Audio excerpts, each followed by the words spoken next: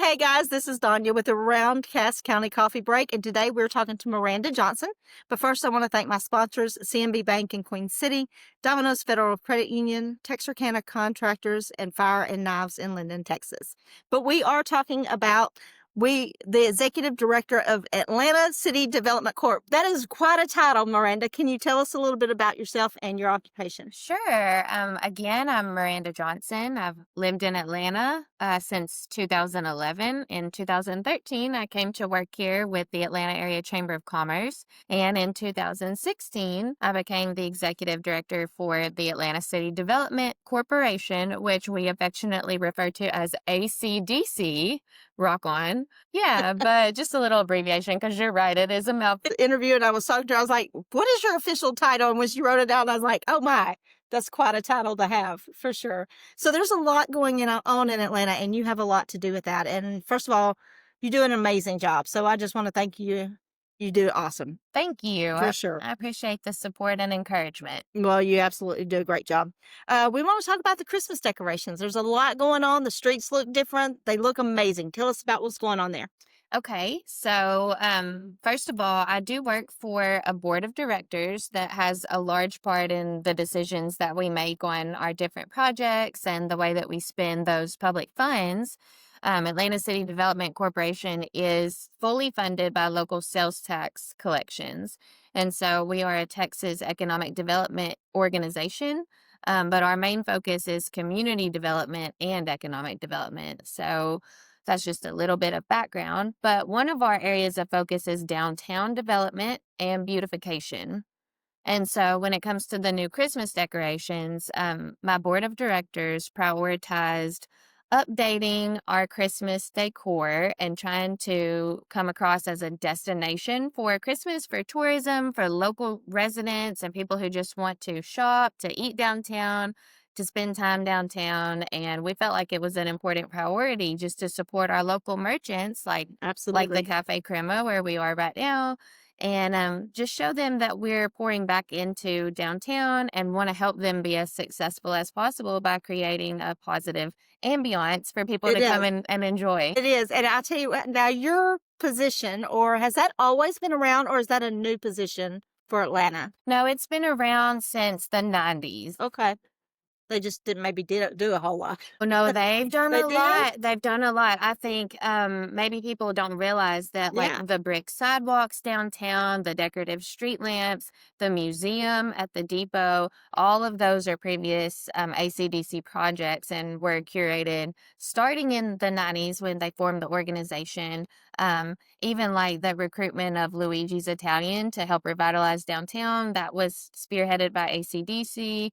There have been a lot of projects at the city parks, at the sportsplex, some business incentives. There's been a lot over the years, and I'm just happy to get to have a chapter of involvement. Now there's another group out there that's got initials as well that kind of gets a little confusing, I think, for some people. What is that group and what are they about? It can be confusing. So, like I said, ACDC is an economic development corporation, but we actually have another one.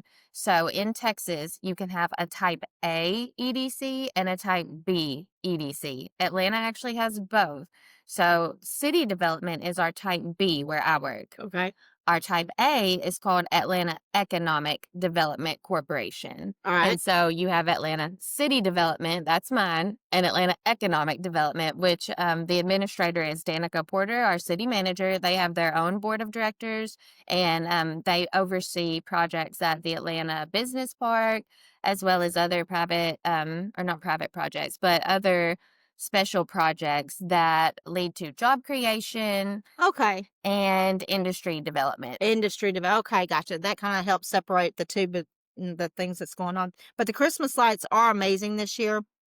We've got those going on, and there's a couple of other things. You're also going to be doing the downtown lamps. What's going on there with those? Yes. So the same concept of trying to make downtown feel very welcoming and safe and like a place where people want to spend a lot of time is just making it feel a little bit brighter and safer and cleaner after dark. And so right now we do have those beautiful kind of shepherd hook Yeah. street lamps, but they have the very warm orange glow, the high pressure sodium bulbs currently. And another project that we're going to do this year is to retrofit all of the street lamps to have a bright white LED style bulb Okay. so that they give a little bit of a cleaner looking light shed and a little bit brighter, and also require a little bit less maintenance over time. Okay. Well, I really like the idea of doing the downtown, and I can tell you when I was off on the truck, a lot of things was happening here that I did not realize. And when I came back, I was here one evening and the music was playing. That adds such a special touch, and I know that the audience loves that as well. Tell us about that and when did that start exactly? Sure. Gosh, I think we installed those downtown speakers in 2019, maybe somewhere around there, 18, 19.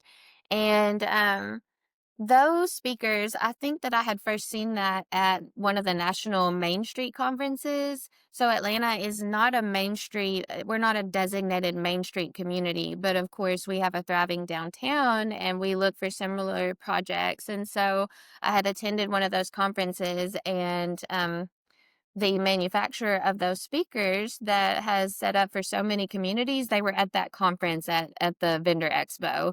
And so that's where I first got their information. And we implemented, I think, 10 speakers is what we have installed right now. And we launched those in 2018 or 19. And it really did. It brings It a lot to does. downtown when you walk around. Especially when we have our special events downtown or in the evenings.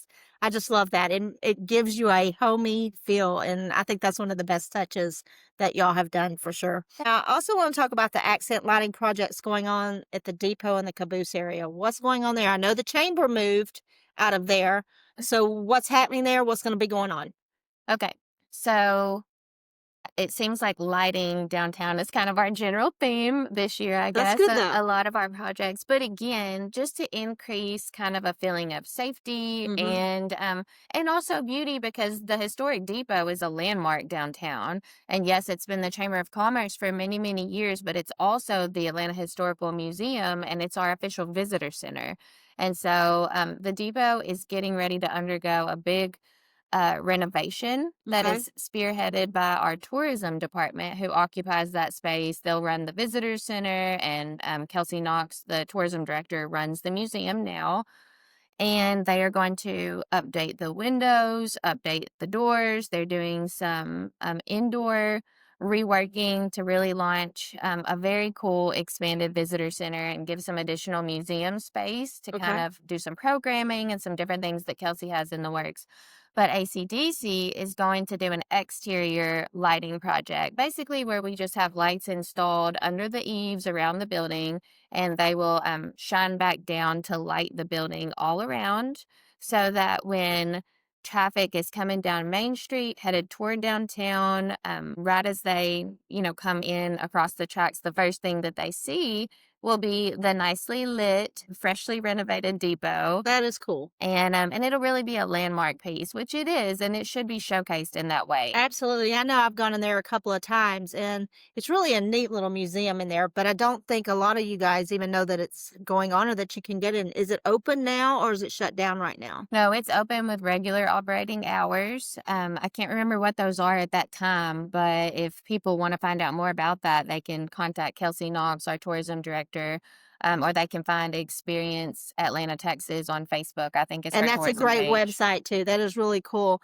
But anyway, if you haven't gone in to see the museum, go and see it. It's really something to see. It's really very nice. So I'm looking forward to having that lit up.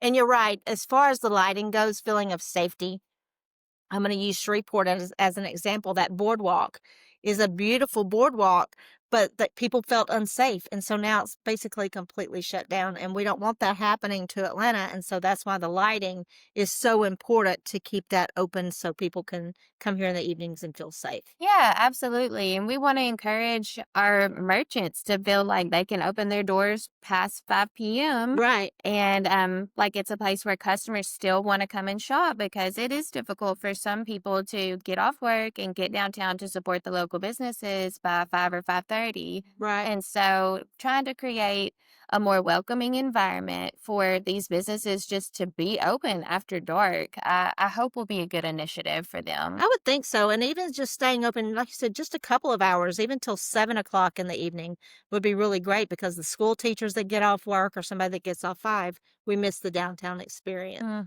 And no one should ever miss the downtown experience. You really shouldn't. It's really great down here, and so many businesses have come in over the years that it makes it really pleasant to actually be able to shop and see the things that's going on. Okay, one more question. We've got partnering with the tourism department and the historical museum. We I guess, already kind of talked about that. But what else is going on in the Atlanta area? What are we focusing on besides the lights? Yeah, well, I will touch, I guess, a little bit deeper on the new Sure. visitor center. So you mentioned the chamber relocating to another office space downtown. Right. In the past, the Chamber of Commerce staff has kind of operated the visitor center and been this hub of information for people who are looking to find something out, or just maybe our new residents to the community have come to the depot to visit with the chamber staff.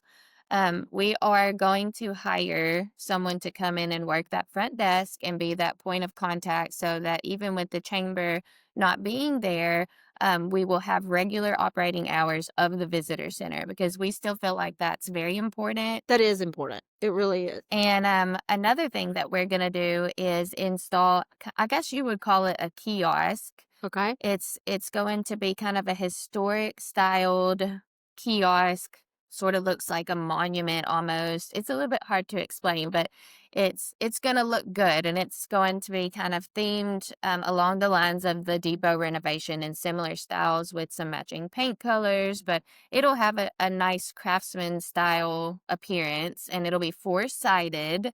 And so we'll be able to put upcoming event information on that kiosk.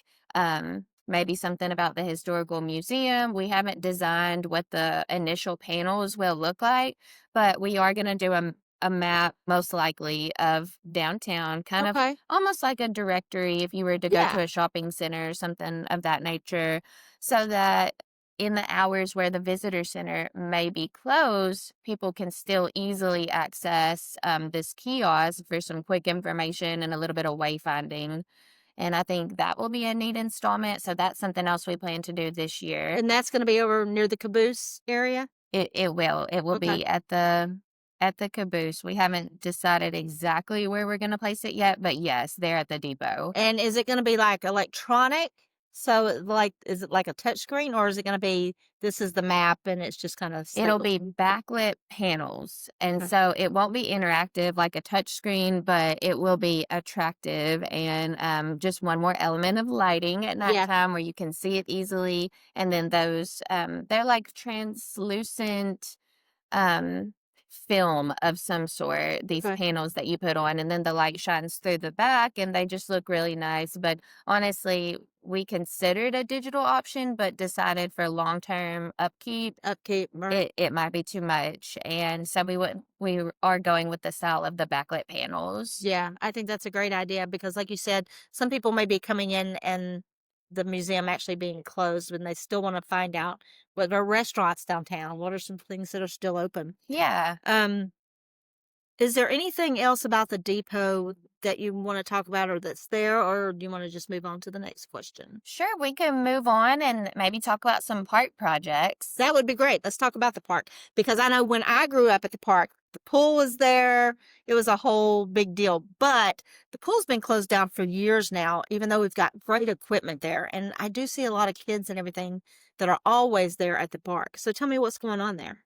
Okay, so with the Louise Street City Park, ACDC did a master plan for that specific park back in, I think we completed it in 2023. And we engaged the community a lot to basically ask, what are our top priorities for what to do with this park? Atlanta does not have a designated parks department with designated parks staff. And so even now, it's kind of a joint effort between ACDC is our community development entity, and then like our public works department, as far as having support to get out and make repairs and things like that, to mow and just maintain the space. It's a joint effort.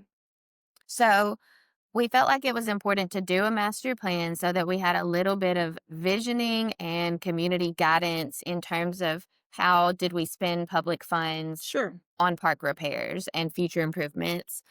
So, by far, the highest priority, according to public engagement, was the need for a restroom Makes facility. sense. Yes, absolutely. And as a mom with two young kids, I get 100% why it's Absolutely. important to have a restroom facility out there. Yeah. And so, even though that was our top priority, there were some infrastructure improvements that we had to get to first. We had to kind of fix what was not going well in terms of water runoff, some erosion issues, some road washouts, and Yeah. things that just had to be repaired. Sure. And so in year one, after we completed that master plan, we were basically just cleaning house and doing those kind of lesser fun but necessary improvements.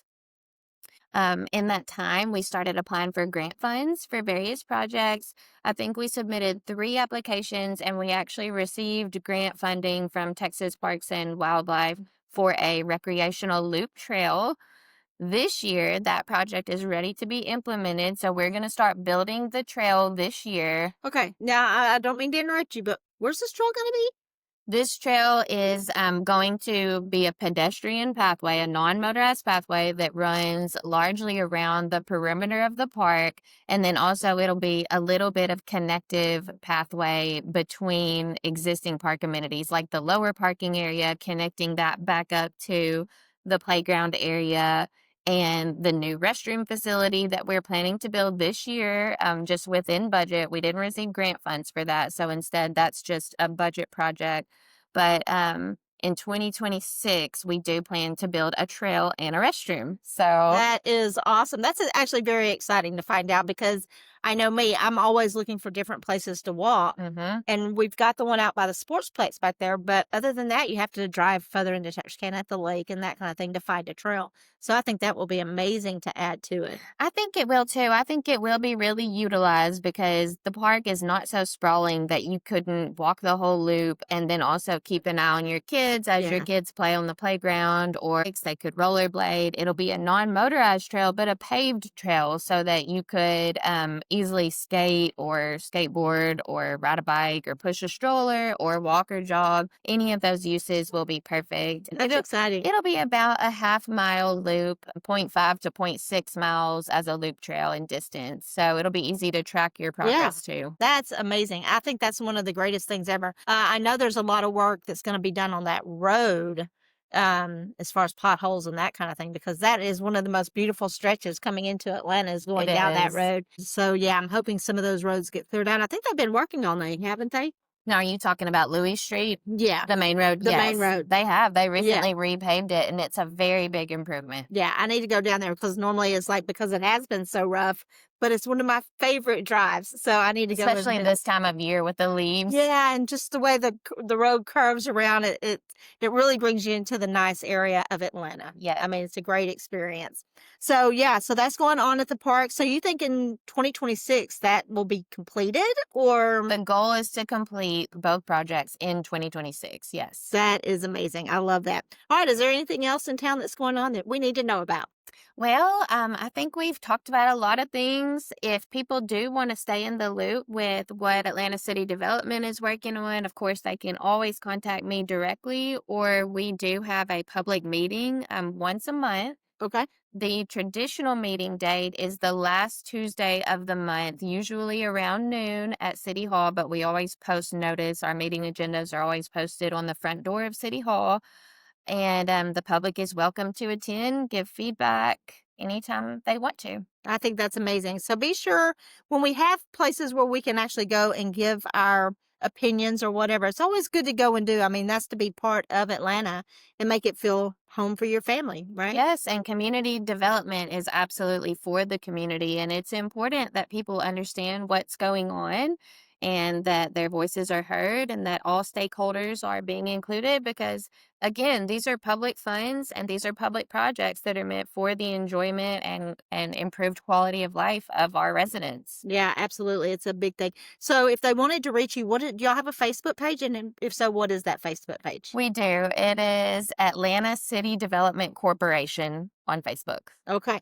And anything else that we have out there? You've got the phone number out there and Yes, the phone number is City Hall. It's 903-796-2199. 992. My direct extension is 123 at City Hall. Well, that's easy. Yes, or my email address is miranda.johnson@atlantatexas.org, and it's all spelled out long on Atlanta, Texas. All right, that's perfect. So, guys, reach out to Miranda if you have any questions. They do have the meetings that I would highly suggest going to if you have any questions or just want to learn about any of these projects that we've been talking about. Miranda, again, does an awesome job, and we want to thank you for your service. Thank you so much. It's You're my welcome. pleasure. You guys have a blessed and awesome day. We'll talk to you soon.